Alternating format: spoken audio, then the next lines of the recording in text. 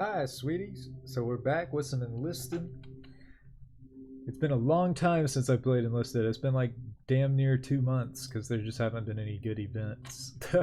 There's not one right now, but I just missed it, and I have all these XP boosts stacked on top of each other. So I was like, might as well, because I also noticed this is about to disappear. So I figured I should just fucking invest. How many of these bitches can I buy? A fucktillion of them. I guess I'll leave myself 50k. That's probably a good idea, right? Oh gosh, here we go. We're rolling the dice, baby. We're really going crazy. 46 boxes. Oh gosh.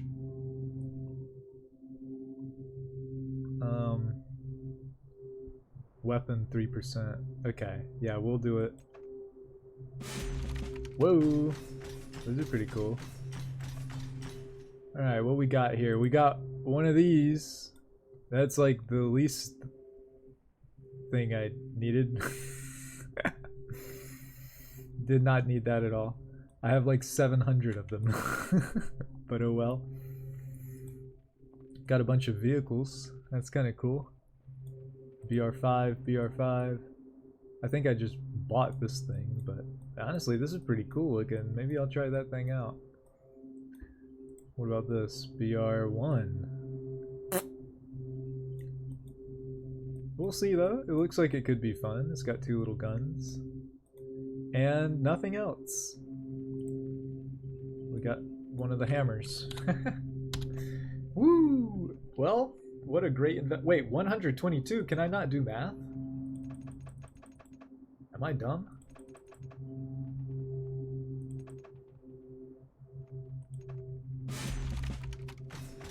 Whoa! A gold C96. Let's go, baby. That's actually heat. And nothing else was really useful. Oh, I bet it's because I got silver back. That's what happened. Alright, let's keep it going. Let's keep gambling, baby. More XP. We're up to 1000%, baby! 1000% XP! What the fuck? That's way higher than I've ever had it. The highest I've ever had it was like not that. I guess we'll do Japan then with that in mind, because Japan's the only one that I really want to progress on.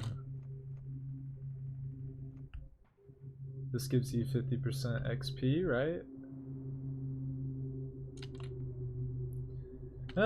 Should we let Jesus take the wheel or go for Japan? It's 1000%, but that would be 50% more of the 1000? I don't know. Let's just go for Japan. Alright, did I get anything new for Japan? I don't think I have.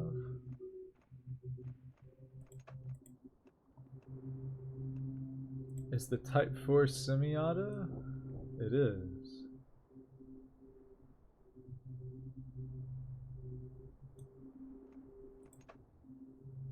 I have to research it. Oh. Oh, I see. I see the problem. Yes. Oh. Well, I guess I'm using the hay rifle. Well, I'll use one of them. And we have an extra Atsu there. I guess we'll switch that out. I don't know why I'm not using it. Honestly.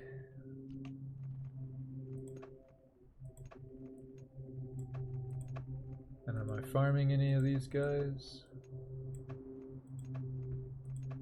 I know I'm farming these guys. They don't have a freaking thing yet.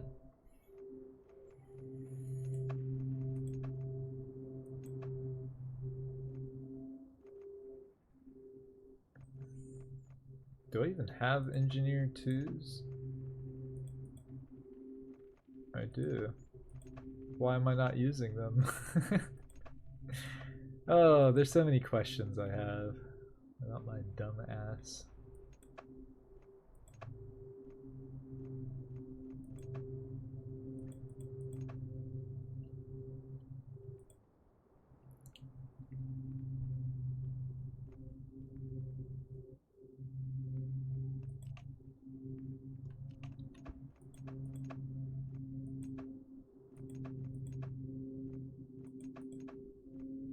engineer too. I just am not using them for some reason. Huh. Well, that's not very intelligent.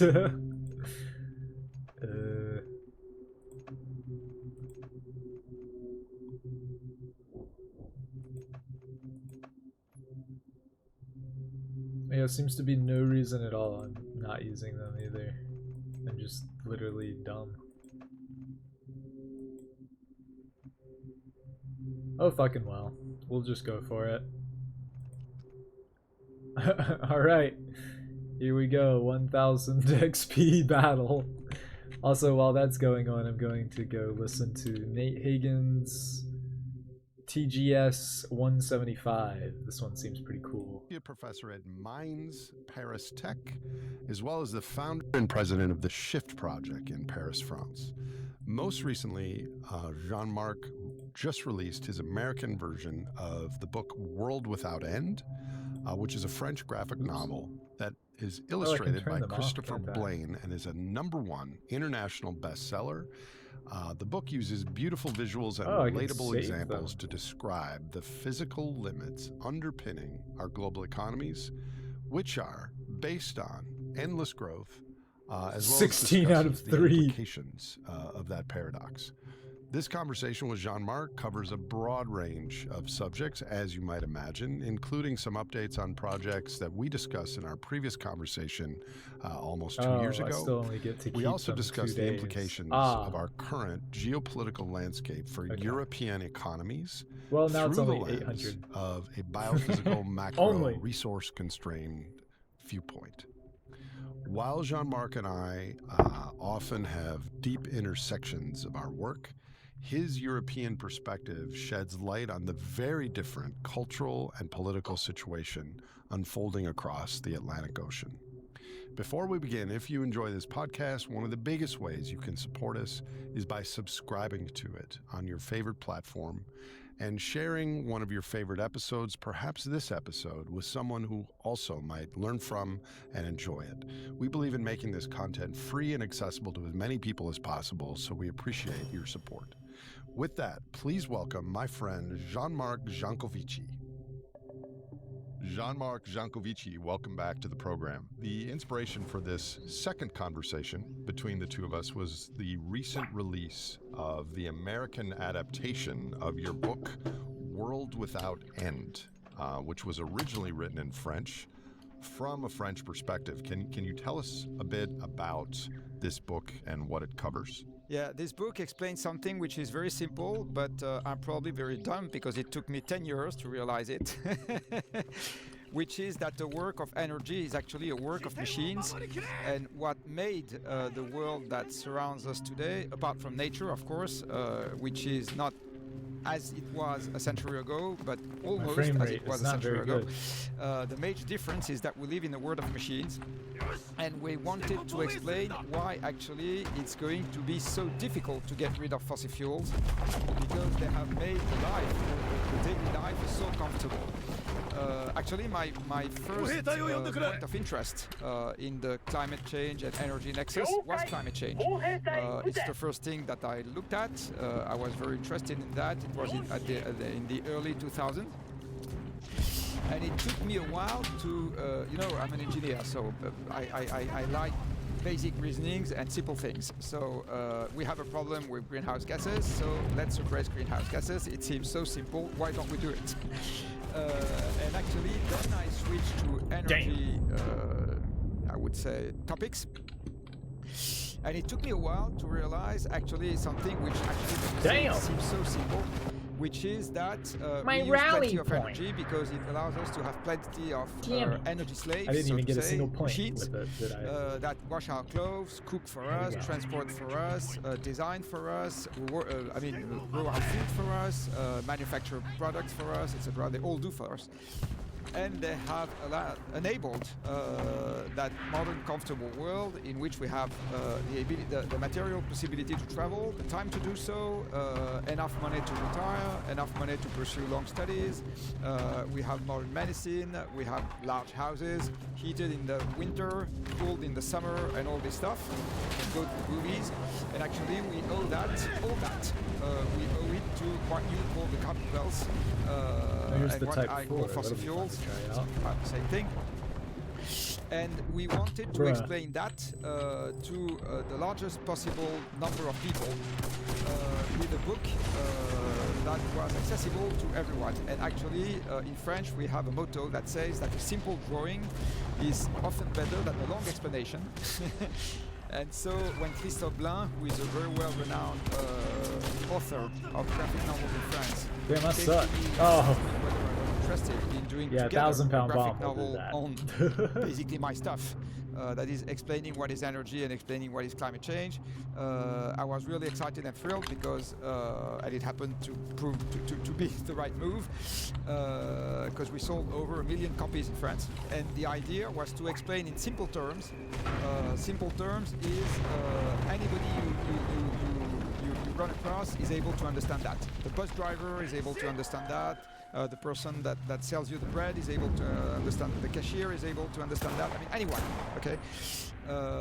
And that's what we wanted to do in France, and that's the origin of the book. And I have not read the book yet. Is it mostly about understanding, or is it also near the end offering prescriptions or directions to the million people that have read it so far? It is mostly understanding. The prescriptions we have offered, well, some of them I would say are implicitly enclosed into what we explain. Some of them are not. And we explain at the end of the book that there are a number of moves that wouldn't need such an effort to be made, and that we could make them. But basically, it is not the master plan on how we can draw, design a future society. Damn! We are happy without fossil fuels. It doesn't come to that point. That is something that I have done also in France, but in another book, not in that one. So my understanding is that book, World Without End, has been translated into dozens of languages. Fuck you guys! Oh, you bitches! You decide to make an Why is my gun empty? adaptation of Why? this, Oh, this fucking game. Actually, it has been translated in over I hate when the 20 AI languages. does that shit. That's so fucking mostly annoying. for European Got a countries, but 50 not round only. gun It and has it's also been empty. translated into Japanese, The Korean, fuck? Vietnamese, Arabic, and some others. Well, Félicitations. well, you know, in France, the two major countries outside France so far have been Belgium and Switzerland, because that's where you have the largest French-speaking community. And comics, actually, or graphic novels, they are very popular in France. But outside France, they are not that popular. I mean, you lose 2 orders of magnitude regarding the sales. Regarding the US, it was first something that Christophe wanted very much. It happens that Christophe likes a lot part of the American culture, and he happened to know an agent that knows very well the US, and so he insisted a lot. So that this agent would sell World Without End in the US and trying to find an editor in the US, which eventually happened. What we changed in the book is that we know that, no offense intended, half of the American population doesn't know where France is. So what we decided to do is to remove everything that was a French or European example and replace it with an American example. So, for example, the way we accessed leisure over time, in the French version we have used French examples, and in the American version we have used American examples. We have taken a couple living on the East Coast, and we explain how over the centuries the leisure changed from going hiking in the woods at the back of the house to going skiing in whatever, in Colorado or in California for the weekend. The fuck is that? From Florida or whatever. What we was also that? have changed the units. We switched from the metric system, which is the only one which makes sense, but no matter, to the imperial system. And all the calculations that are enclosed in the book, like for example, at some in In the book, I have calculated the size of the reservoir that would be needed to store enough water That's a lot of to guys. provide electricity to the whole country for 2 weeks if all the electricity came from renewable, non-dispatchable sources, and you needed absolutely to store energy for 2 weeks, electricity for 2 weeks in a big reservoir. So I calculated the size of that reservoir. I initially did that for France, or for Europe to be more precise, and I made a recalculation for a US example. That's another example of things that we have changed. How big would it need to be? Or it would need to run along the full coast of the US and be, if my memory is correct, about 200 meters tall and 100 meters wide, something like that. Huge. Yeah. And the last thing that we did is that in the French version of the book, the way I illustrated the fleet of machines that work for us is the Iron Man's costume. Basically, what I explain is that the fleet of machines in the world, they are equivalent to all having an Iron Man suit or an Iron Man costume on our shoulders. Because that fleet of machines does exactly the same thing that the Iron Man costume allows us to fly, allows us to whatever, transform, allows us to anything. I mean, but of course, in the US, we couldn't use that character because it's Marvel's property, and Marvel would have claimed probably $1 zillion per copy. So we changed the superhero, we changed its appearance, and we gave him a new name. And the name was? Armor Man. Armor Man. Got it. So I know it recently came out like a week or two ago. How's the response been so far? Honestly, I don't know because I didn't get the figures. It's probably a little early to know how it's going. Well, good luck with that. I don't think we have a graphic novel or any comprehensive book covering the importance of the carbon pulse in the United States. Do you ever get the sense, given world events in the last 3 to 6 months, that the moment of educating the broader public about fossil fuels and the carbon pulse and Armor Man's special powerful attributes, that the moment is slipping past us, that world events with war and geopolitics and authoritarianism and polarization and people not knowing what's true or not have overtaken the role that you and I have attempted the last decade plus on educating our biophysical macroeconomy to more people. I think you are partially right, unfortunately. But keep in mind that World Without End in France was released 4 years ago. So the world was slightly different. Trump had not been elected, and part of what is happening right now, I mean, I think that the pace of time is accelerating. So 4 years ago was already a slightly different world. I think that educating people is never something that we should waive. I mean, it's always good to do. If I take your country right now, there is obviously half of it which is probably beyond reach now for this kind of I would say this kind of move, unfortunately. And you will have to wait for a little time or a long time, I don't know, for the country to hit something before the window comes back for this kind of, I mean, before people are receptive to explanations again. That's for half of the country, but the other half is still there. There is still a significant fraction of the country that is open to explanations and understanding, which can benefit from a clearer view of what is really going on. Because that eventually we will still have. How does that guy have a T-20? How are these guys BR5s and we're beating their ass? They suck. Republican and Democrat as the halves, maybe not. I agree with you that half our country won't listen to this sort of thing, but I don't think it's split by political lines. I think it's split by other things, people that want to learn and understand our reality and those that don't, because both political affiliations kind of ignore or tend to ignore the biophysical reality that you are explaining. Yes.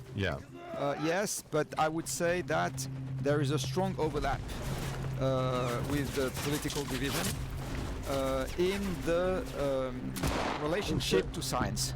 So do you worry, as I do, Jean-Marc, that the flame, which is civilization, is dimming because of institutions and resources, and the credibility of science itself is dimming because of some recent events?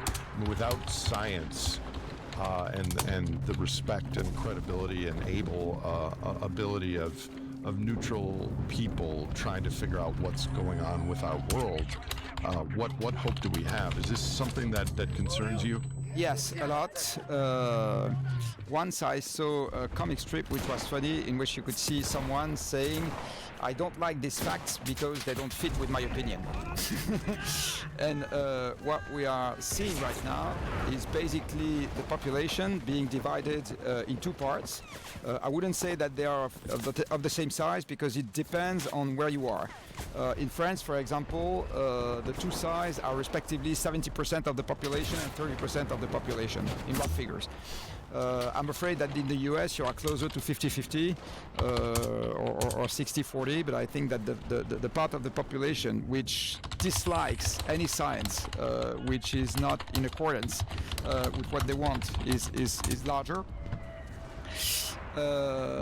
And my belief is that it's a reaction to people not understanding where they can go, them personally, in a world that would be in accordance with what the science says. So basically, the science says things that need, or for which the implicit consequence is that we have to change a lot. They don't see what would be their role, their place, their hopes in this global change, and so they reject the scientific diagnosis that existed in the first place. Holy shit. It's something that I see growing. Bro, they were so close, come on. Including in France, but not only, including in the US, but not only. And of course, it's a matter of concern, because history has proven us that when you try to design a plan on the grounds of something that doesn't exist, at some point you will be hurt. You will have pain, basically. So it's not good news that you see that fraction of the population rejecting science growing. When I say science, I must be precise. There are two sciences, actually. There is one science that everybody loves, which is the science that allows to design new techniques. So basically the science that allows to design a new smartphone or whatever, that science, everybody loves it. The science that a fraction of the population dislikes is the science which enables to understand the state of the world. And it's that science that brings bad news. Basically, the other science brings only good news. We're going to be able to do this, that, and have reality glasses and whatever. I mean, that one is not an issue. Fuck! But that second science is fully dependent on the first one. Yes, of course. What a dickhead. So what is your take? Today is April 2nd. What's your take on how France and the European Union have been responding to the new United States administration's first few months, especially in terms of defense spending and climate policy? Like, what's your observation and perspective? On climate policies, my take is that Trump might very well be a very good friend of the climate, because with all what he's doing, he can very well trigger a recession, which is going to be very good for a decrease of the greenhouse gases emissions. So I already said that before the election. I said that between Trump and Harris, I was not sure that there would be a major difference at the end. regarding only one part, which is, of course, the trajectory of the U.S. regarding climate change and, regarding emissions. In some sense, though, your work and my work over the last decade predicted that it almost doesn't matter from a biophysical perspective. We have these animated machine slaves that we give methamphetamine and turbo boost them with more debt, but there is a limit. The limit, you reached it in 2008, as we did in Europe. Yep. My hypothesis is that it's the reason lying below is the peak oil for conventional oil that happened then. That triggered what was called the financial crisis and the subprime crisis. And actually, it happened that the maximum of the energy consumption in the US was 2007, as it was for Europe. And there was no special climate policy happening that year. I mean, nothing special happened regarding the climate in 2007. But from 2007, the CO2 emissions of Europe and the CO2 emissions of the US have declined.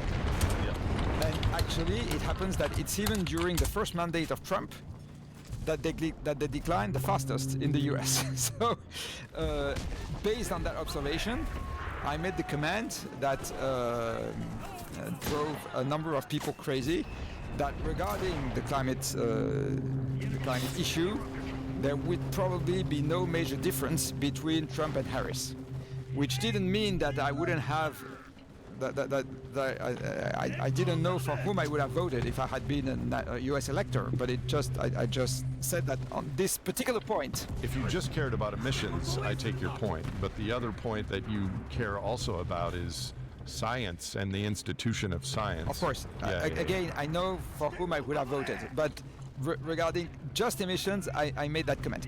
So right now, I think that what Trump is going to do might well, as I said, trigger a recession, because he's going to slow down a lot trade, or at least that's what he wants to do. The drill, baby drill, does not depend. He's not the master. I mean, it's the return on investment of the oil companies, which is going to pilot how much the rigs they are going to operate and how much new fields they are going to develop or not, and it's how much remains below the ground. Because when you look at the oil patches in the U.S., all but one, which is the largest, of course, the Permian, are already declining regarding light oil. So he's not in command. I mean, he doesn't decide of anything. The Fed is a little in command, because depending on the amount of money that will be poured on oil drillers and the price of the barrel, there will be a little bit more or a little bit less. But I mean, Trump has not a major influence on what is going to happen regarding oil production in the U.S. Regarding the other topics, right now, basically, what happens in Europe is the same kind of startled attitude that you probably have in part of the US, because Trump is basically flooding the zone. Every day you learn something new. And so instead of thinking of their own plans, the Europeans are trying to react day after day to the news of the day. But I mean, I don't think that it's very relevant. They are going to go nowhere this way. What the Europeans should do is design their own plan, which they are a little bit doing, but not that much. But right now, I mean, they are just looking at what is happening and reacting day after day to the last news. What is your opinion, Jean-Marc, on the economic and strategic prospects of a resource and energy poor continent, to be honest, Europe, at a time when American security guarantee is being withdrawn and increased spending on defense seems inevitable? And is there any long-term alternative to resuming energy trade with Russia, knowing the world from your energy perspective? Well, Russia is a touchy issue here. Whoa. A very touchy one. Damn. My belief is that we cannot avoid negotiating with Russia. They are our neighbors.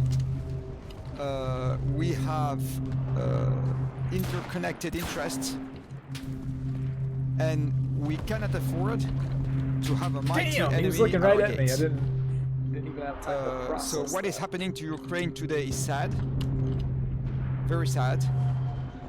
But we say that the US is our friends while they are financing a regime, which is Netanyahu's regime, which is doing on a smaller scale, just because Israel is a smaller country. Probably something which is worse than what Putin is doing in Ukraine. Oh, is he coming this way? I mean, if we stay on the grounds of moral, I don't see why we would discuss with the US and not with Russia. Then we discuss with no one. I mean, which is another possibility. But yes, we have an issue, which is that we are a continent with a very small amount of resources, because we have basically exhausted all our resources, because we began the Industrial Revolution before everybody else.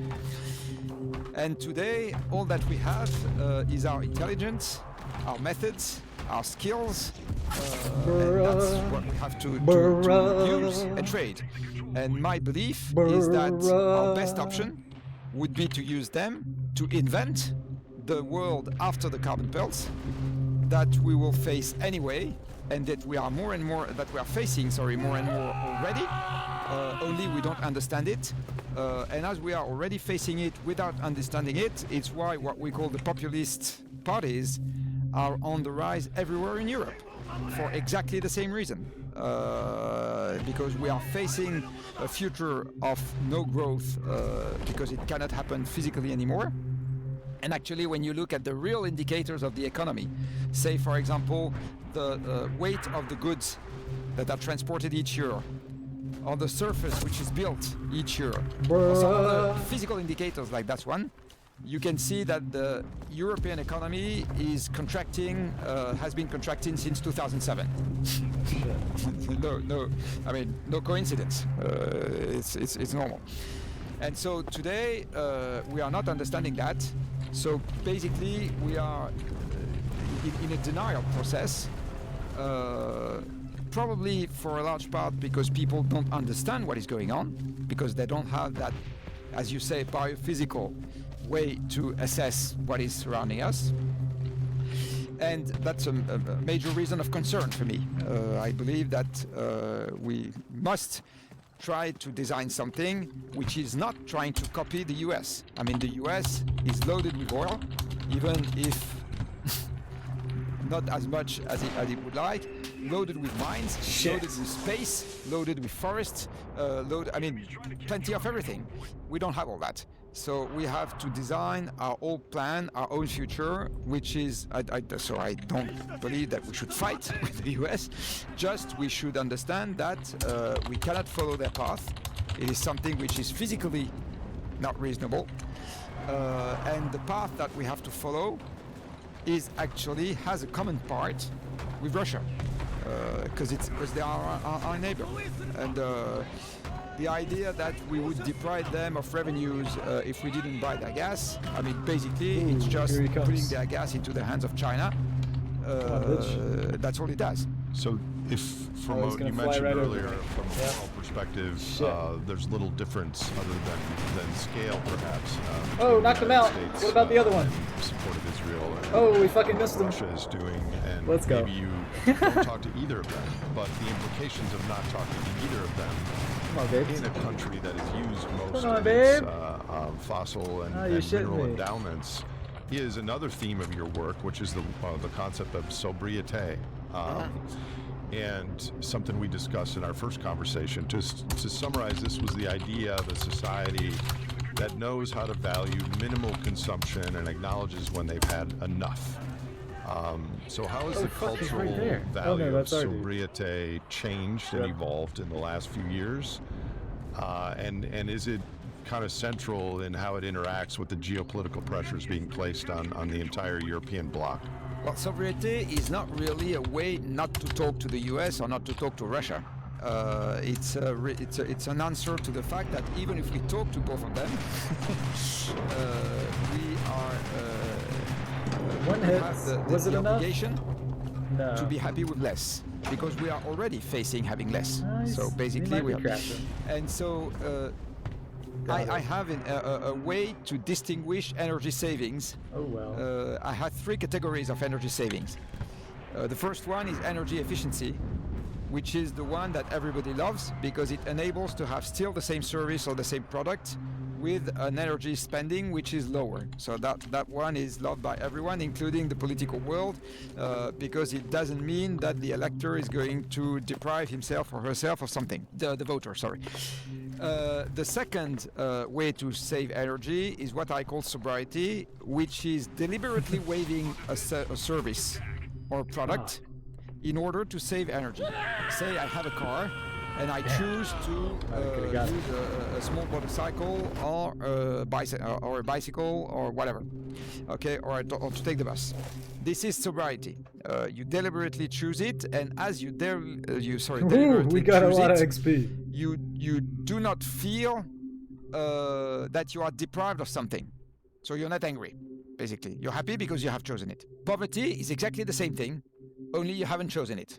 So poverty is not driving a car anymore, not because you have chosen it, because you think that it's good for your health, or good for your muscles, or good for your stress, or whatever, just because you can't afford it anymore. And sobriety, you appreciate it because you believe or you think that you are the master of your own destiny, and poverty you dislike, of course, because you think that something has been imposed on you. So my belief, just to finish, is that in Europe, we won't face the energy decline with only efficiency. So what we don't do, what we are not able to achieve with sobriety, we will achieve with poverty. And poverty is going to trigger political turmoil. So basically, sobriety is not only a response to geopolitical issues, it's also a response to the rising populist vote. Oh. If we unable to implement it. Now, the good question is, will we be able to implement it? And there is something that, the conclusion that I've reached is that it is possible at one condition, which is that the people that have the most give the most in that move. Otherwise, people at the lower part of the social ladder will consider that there is a major injustice for them, and they will revolt. And I will give a simple example. When you ask people, are you in favor of limiting flying? 40% of the people say yes. And if you ask the same question, and forbidding private jets, then it jumps to 60%. So that's what I mean by the people that have the most in that system should give the most. Otherwise, it's not going to be possible to follow that path. So in some ways, what we face in your country and in mine and in the world is a race between cultural sobriety and poverty. And the more that we can voluntarily move towards sobriety now, then the larger chunk of the energy savings won't necessarily be poverty. Have you thought about it that way? It's exactly what I think. Okay. Yeah. You said it in a short way. What I've been trying to explain in a longer way, but it's exactly what I think. Yeah. So do you think it's possible for an attitude like sobriety or whatever the English... sufficiency, I think it's in English. Sufficiency, okay. Yeah. Do you think that could ever become a mainstream ideal? And specifically, do you think it's possible in some of the highest consumption countries like les États-Unis and other Western countries to adopt such a thing? It is possible, as I said, only if the part of the population which has been the most gifted it has a knife on the gun. is also the one which is leading the way. Totally meaning that they are among the one that in a prominent way say it's okay with me, I can do without this and that.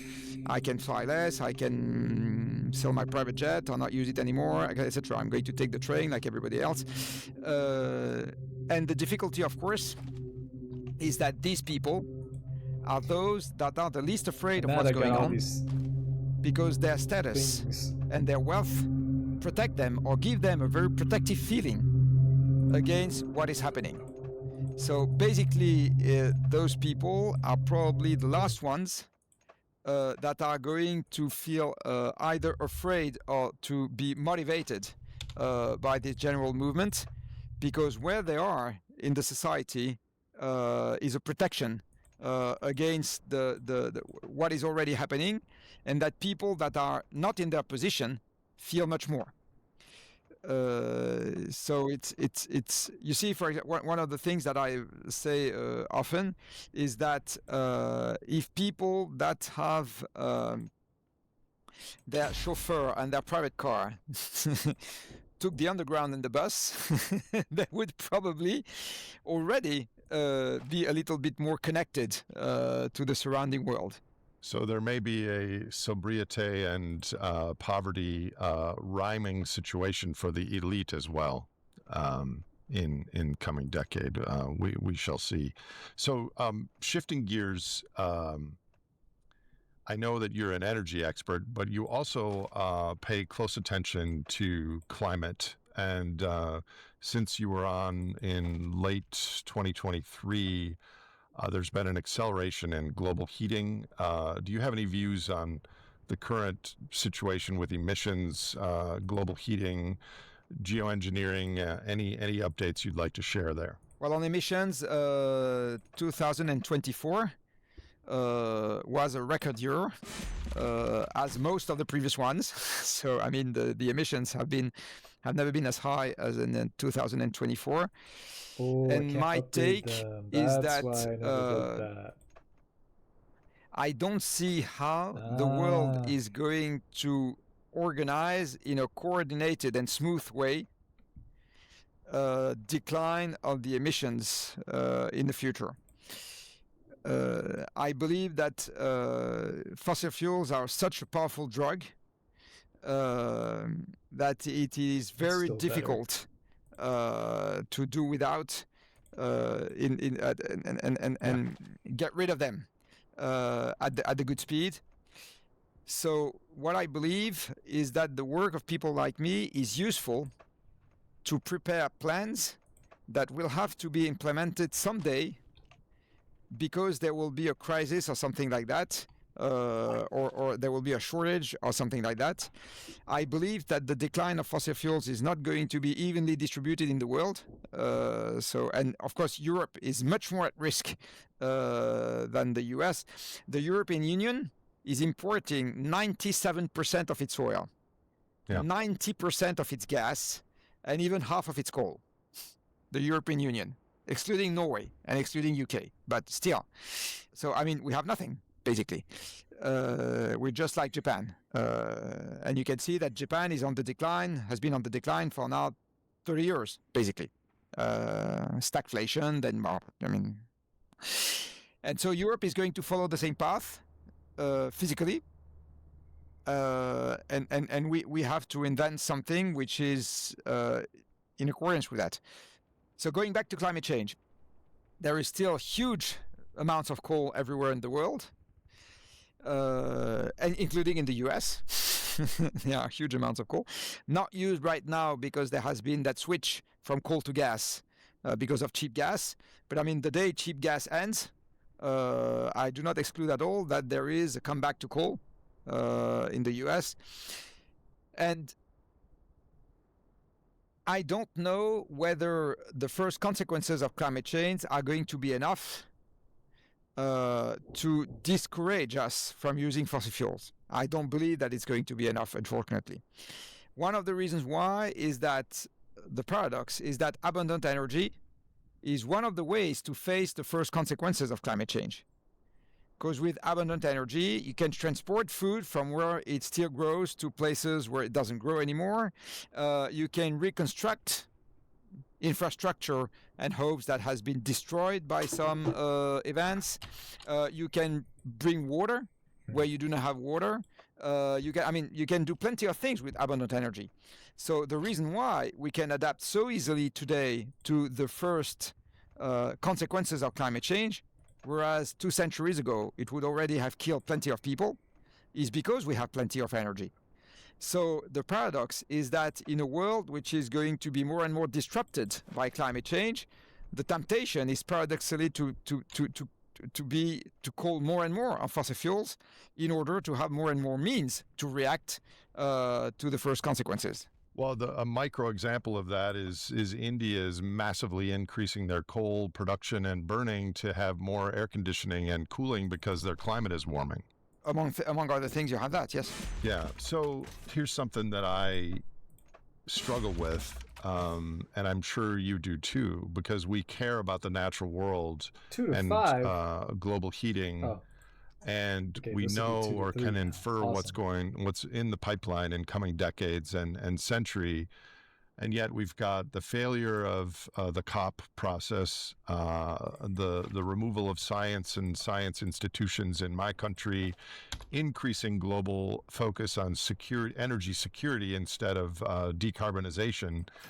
It seems like in the human aggregate behavioral choice math or game theory, the superorganism doesn't Top care about one. climate at all. Bro. So many of my viewers of this program deeply care about the biosphere and climate.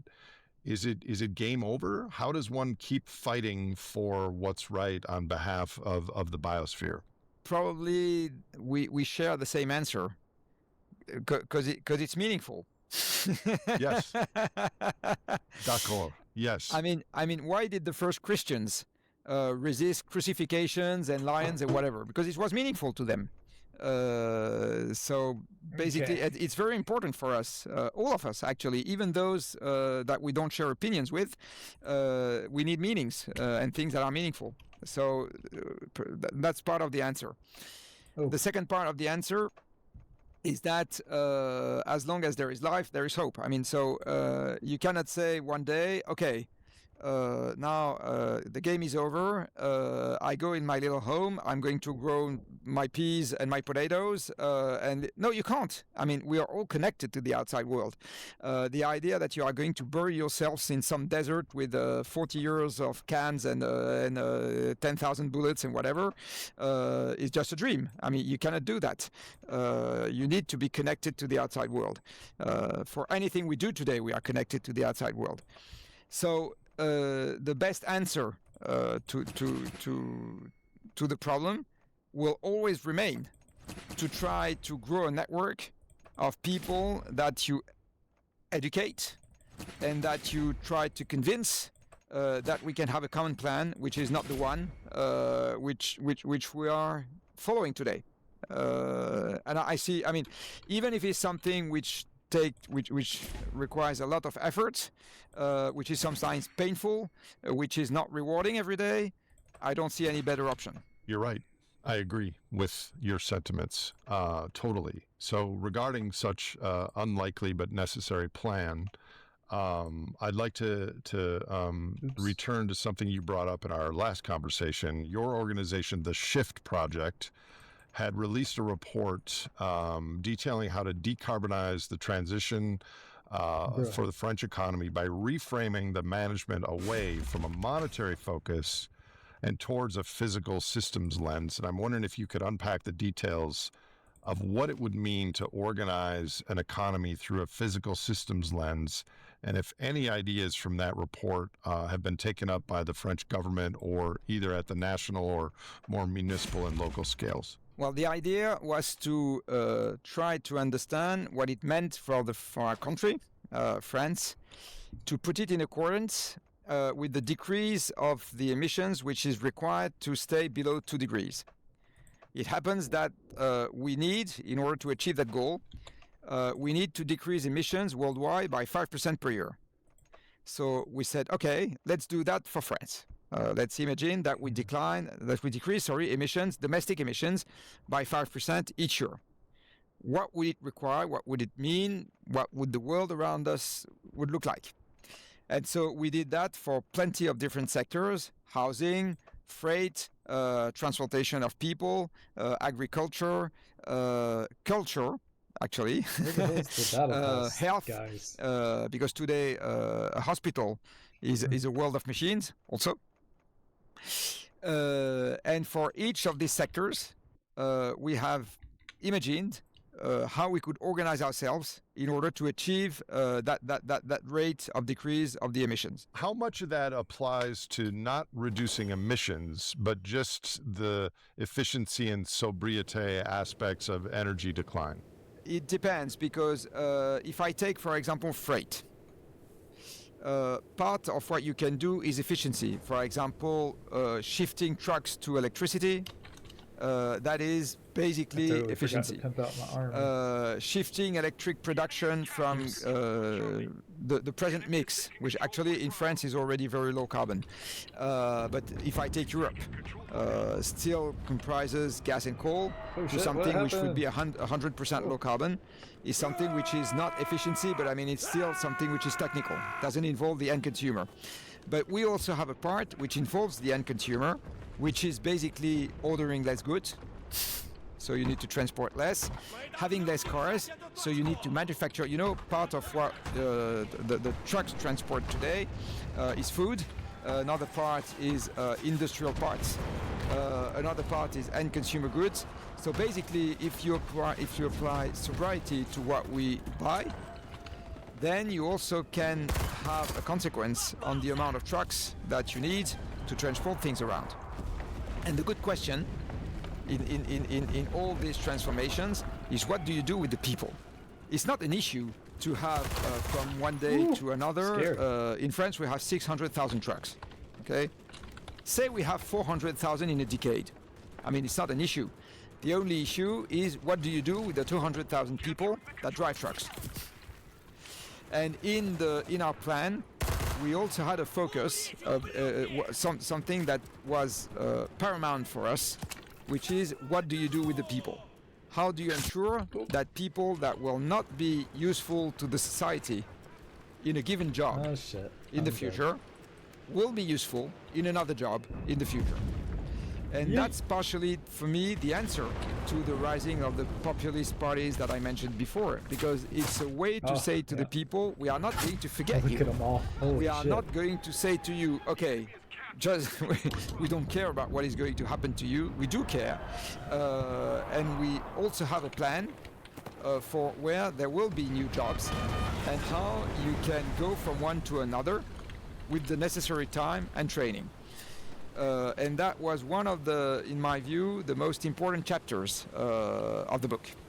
That part was not taken, I would say, by the French government, but it enabled us to develop a very useful and very constructive dialogue with trade unions, which appreciated that a lot.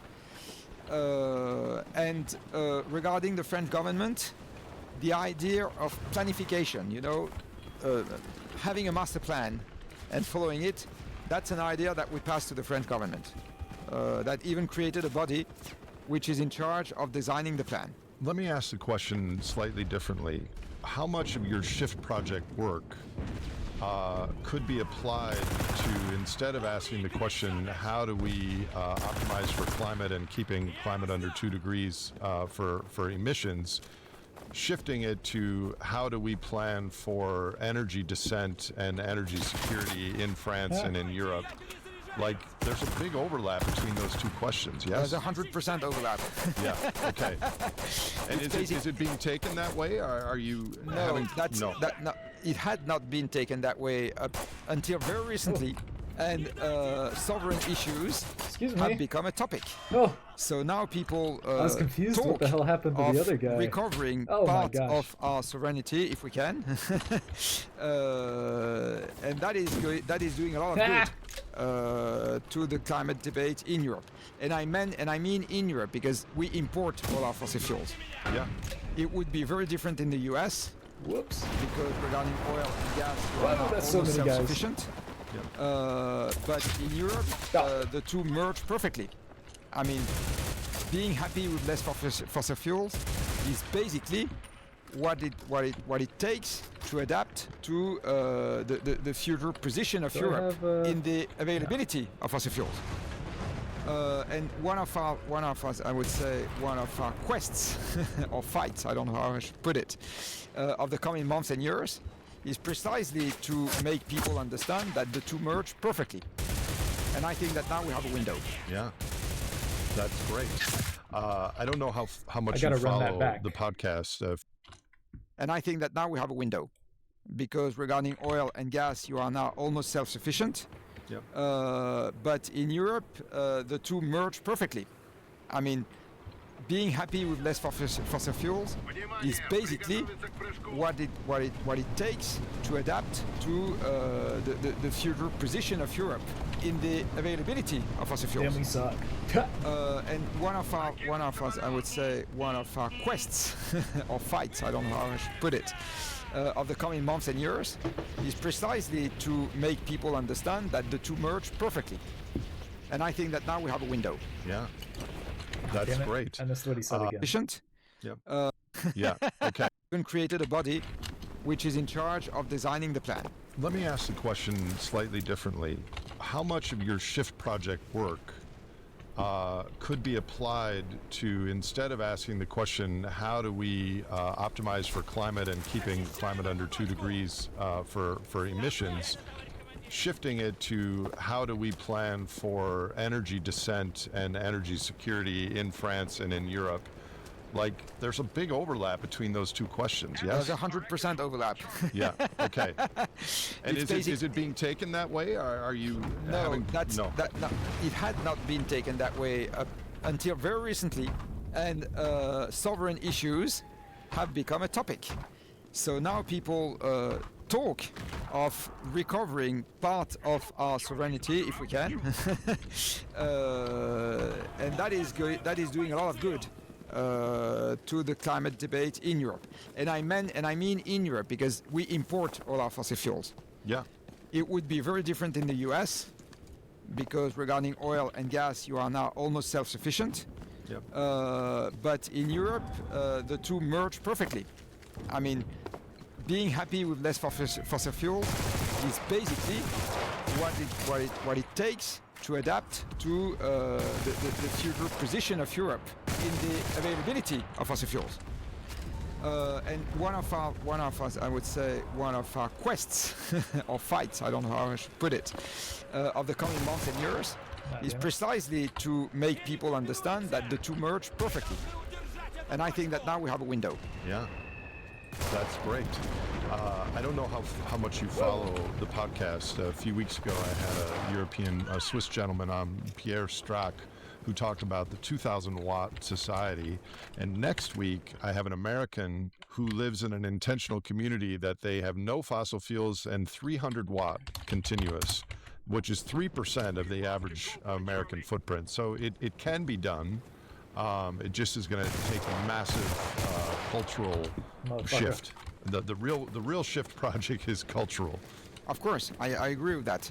Yeah. It's cultural regarding our relationship to limits.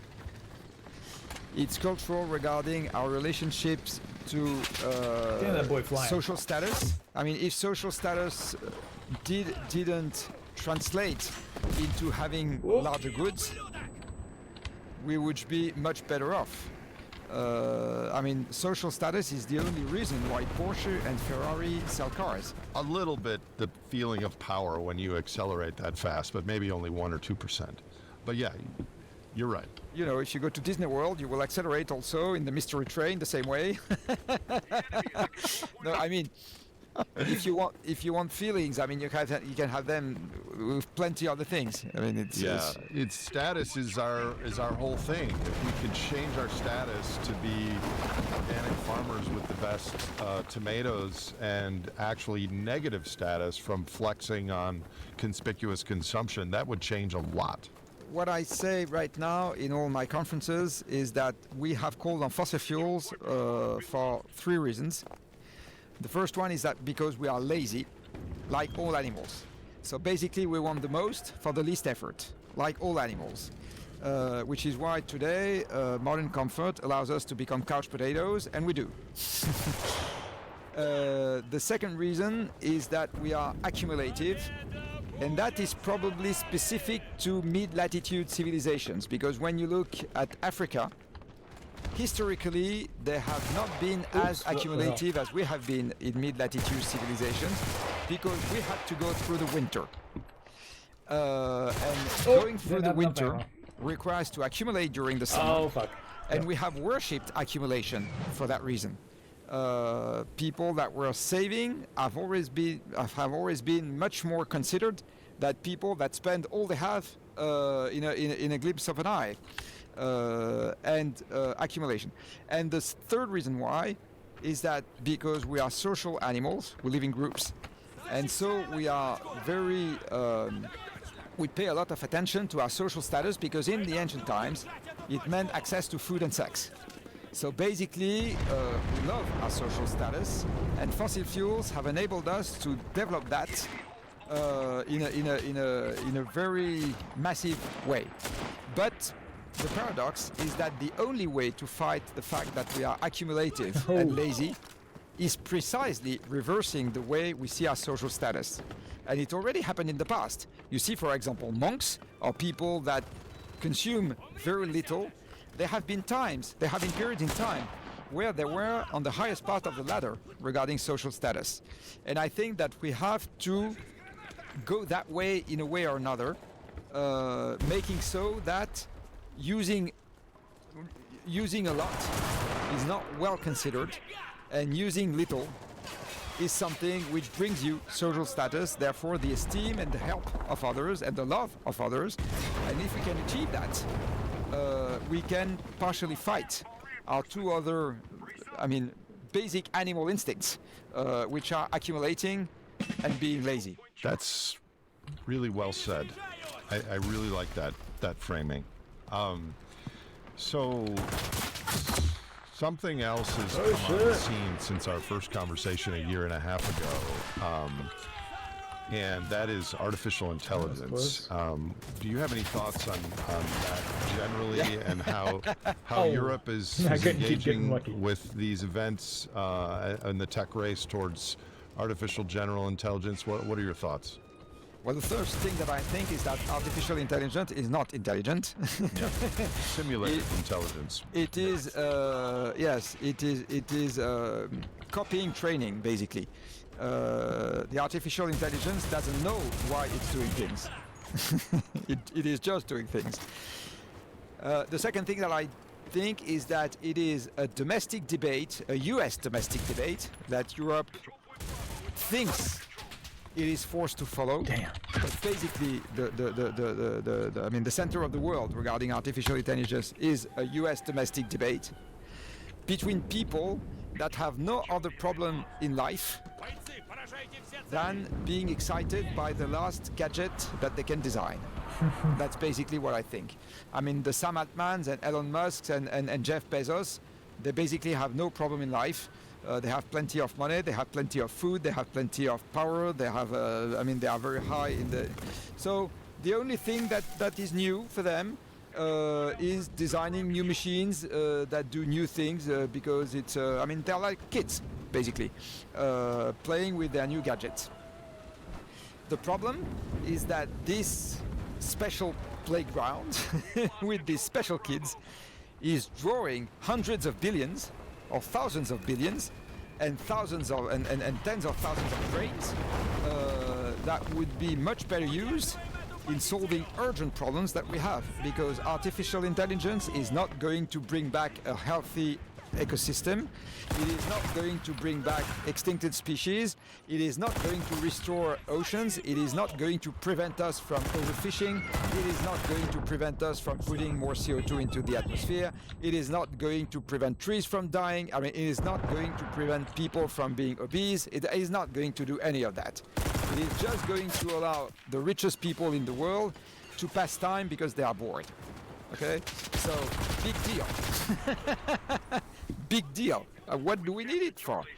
And the idea that it's going to solve all the problems that we have, it is just a fake. It is not true. We will solve the problems that we have if we decide to solve them. It's not because we will have extra computers that we are going to solve our problem. Okay, it is saving 20% of time for people that have to file resumes for applications. Well, it saves 20% of our time on lots of things, but then what do we use our time for? We go do more gadgets and more laziness and more consumption. Fantastic. That's the largest achievement in life, okay? Saving 20% of time. So my belief is that it is something which is triggered by the super rich, that are not concerned at all by the major issues of the world, and that Europe is and the super rich of Europe basically are those that push the hardest to follow the path which is initiated by the super rich in the US. Nope. But I believe that it is just something which makes no sense regarding What the situation the fuck? that we are Oh, in. my dudes are dumb. Globally, having saying that, I said nothing. I mean, it's not going to prevent the thing from happening. To exploit. Not at all. Choke, I think. But my belief is that I really don't see the benefit for the largest fraction of the population. Let me ask you a personal question, Jean-Marc. You and I are friends. We have a respect for each other as humans and a respect for each other's work. And you're French, and I live in the United States. And I have a lot of colleagues that I dearly love in Europe and around the world. It's what gives me most hope about the future is you get in an international conference and there's people from all kinds of countries that care about biodiversity, for instance. And nice we barricade. like soup and music and our dogs and all the simple things in life. But then there's governments and there's the superorganism and the economy. But let me ask you this: is the relationship of the United States to the rest of the world irrevocably damaged and broken with recent events? I mean, you live in Europe, and you travel, and you care about these global issues. Is this a sea change that is permanent? I don't travel much because I do not fly anymore. Okay. I do travel a little, but not that much. We had the but same I can idea. read news. So, Yeah. what I understand is that the answer is unfortunately partially yes. I think that, of course, the existing relationships will survive. Damn. But I think that part of Extra what damn. is not in the field of personal relationships will be damaged by what is happening. I've just read the news recently that, for example, the sales of Tesla are dwindling in Europe. I don't know whether you consider that it is damaging the relationship between the US and Europe, but it could belong to that category. I've also read that French Where those tourists fuckers go? wanting to go to the US, the number is decreasing. I don't know whether it's damaging, and it's probably reversible as long as there will be planes, but it is something which you can put into the liability part, not really in the asset part. Of course, there will be consequences to what is happening today. Some people will not forgive. For example, in France, I believe that, without expressing a personal opinion, some people will not forgive the increasing support of the US to Israel's behavior. Some people will not forgive the way Trump, even though I believe that it's the only thing to do to try to negotiate in Ukraine some kind of peace, and I know very well that Ukraine will not recover all the territories that have been invaded. I know that Or very the well. lives that have been lost. But at least stop more deaths. But Trump is doing it in his way. So some people will not forgive that. Some people will not forgive a number of things. So I believe that yes, something will be damaged at the institutional level regarding the image of the country, and it will not damage the image that you have of people you already know. It might damage it might or prevent knowing people that you do not know today, that you would have known in a future of more cooperation, and that you will not know in that future of more aggressive attitudes. But some of this can be attributed to this or that political person or political party, but some of it also could be attributed to the peak of the carbon pulse and what it has enabled in our expectations and global alliances. Shit, they're shooting us Yes, down. but the two are linked. I am not sure that Trump would be in office today. Would be in office today if the decrease of the energy consumption of the U.S. had not started in 2008. Yeah. Yeah. So I'm not sure. What I can see is that all the shocks that countries have experienced, be it the Brexit, be it Meloni in Italy, be it the Trump success to the Oval Office a first time, then a second time, etc., would have happened in a world where the carbon pulse would not already be over for the what we call the advanced economies, industrialized countries. I'm not sure.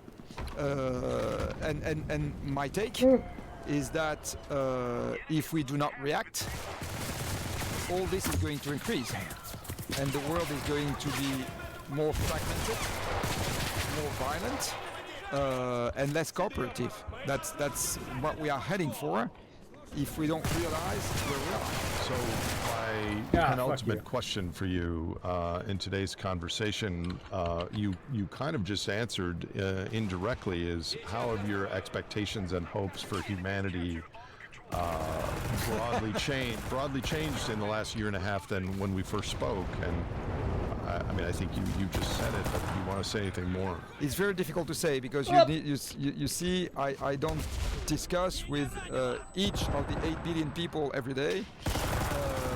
So all my sensors are indirect ones. What a mess. And it's only what I can read and hear in a day's work. So I necessarily can offer only a very limited view or a very limited answer to your question. The only thing that I can say is that I see every day matters of hope and matters of despair, and I'm not sure myself of how to allocate between the two. My global view is that, but I've said that for the last 10 or 15 years, I don't see how we are going to avoid a number of shocks. I just don't see that. No, you fuckers. What I don't know is how ample they will be, and what will happen afterwards. That I don't know. But you asked me whether I was looking at some of the videos of your podcast. I do view at some videos of your podcast sometimes, and I remember a recent Frankly, in which you have listed, I even did a LinkedIn post on that one, in which you listed a number of questions that seems existential to you, but you didn't give the answer. And I share the questions, and I'm not sure that I have the answers either. It's the times that we are alive, mon ami, that make us think these things. Yeah, I think we agree on lots of things. So what are you doing now, and can you share any projects that you're currently working on that you're particularly excited about in this domain? We are going to try to enhance what we have done for the last presidential election in France. So that master plan that we have proposed that you mentioned before. And we are going to do an enhanced version for the next presidential election in France, so in 2 years from now, with the idea that we are going to focus a lot on the fact that becoming more sovereign goes along, or actually is another way to name going low carbon. You see, going back to artificial intelligence, in France today we export about 20% of the nuclear production outside our borders. Shit. If we want to use that electricity for ourselves, we have two options. The first one is to build 8 massive giga data centers for artificial intelligence. The second option, with the same amount of electricity, is to shift to electricity all the terrestrial means of transportation that we have in France. What do you choose? Okay, so if we choose the first, we have not gained anything on sovereignty. Get 100 kills. We have not gained anything on resilience. We have not done anything to help the poor people that have a petrol car that they won't be able to afford anymore. We have done none of that. Okay? If we choose the second way, we can achieve all the goals that I've just mentioned. So there is a way to again have at the same time more sovereignty and less fossil fuels in the French country. And my belief also is that as we are social animals, we are mimetic. Okay, we copy each other. Otherwise, fashion wouldn't exist. And the best option that a small country like France, emitting 1% of the greenhouse gases in the world and weighting 1.5% of the world economy, the best option that we can have to do something useful for the rest of the world is to being by doing it for ourselves and hoping for a growing number of people to copy what we do.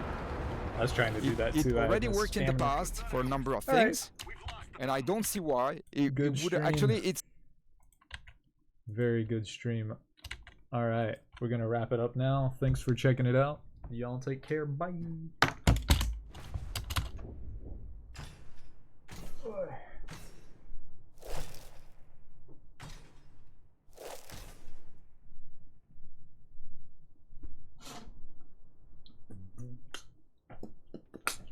Okay. What was that guy's name? I saw it right as I was closing it out.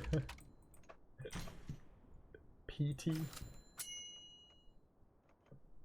PT? Okay. Let's re-roll both of those. Yeah. Really nice dailies for whenever I play this game again. Oh man, I didn't even get half of it today. Maybe we'll play some tomorrow. I don't know if I'm like, I don't know. We'll see. Anyway, thanks. And y'all take care. Bye.